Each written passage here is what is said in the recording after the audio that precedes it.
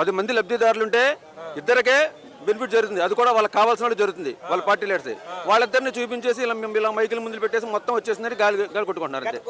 గత గవర్నమెంట్ లో ఈ క్రాప్ కానీ నష్టపరిహారం కానీ అలాగే ఇన్సూప్ సబ్సిడీ కానీ ఇలాంటివి ఇవ్వడం జరిగింది రైతులకి. ఇప్పుడు ఉన్నటువంటి కూటమి ప్రభుత్వం అలాంటి ఇస్తుందా? ఇవ్వట్లేదు. అదే కానీ నేను చెప్తున్నాను.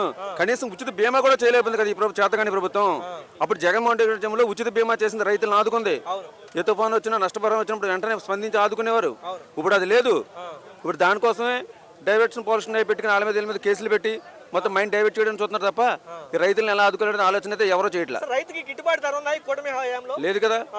రైతులు ఓపోతున్నారు. ఉల్లిపాయలు చూస్తున్నాం, మనం చూస్తున్నాం, టమాటాలు చూస్తున్నాం, టమాటా రైతులు చూస్తున్నాం. ఏమీ లేవు. కానీ వాళ్ళు సినిమా టికెట్లు ప్రమోషన్ సినిమా టికెట్లు కూడా పెంచుకుంటున్నారు. సినిమా టికెట్లు పెంచుకుంటున్నారు వాళ్ళు తప్ప రైతులకి గిట్టుబాటు ధర పెంచట్లా.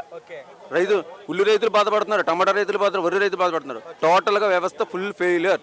ఇవన్నీ కప్పిపుచ్చుకోవడానికే డైవర్షన్ పాలిటిక్స్ చేసి రోజుకొక విధ్వంసం సృష్టించి మనుషుల మైండ్ అంతా అటు మార్చేలా ప్రయత్నాలు చేస్తున్నారు.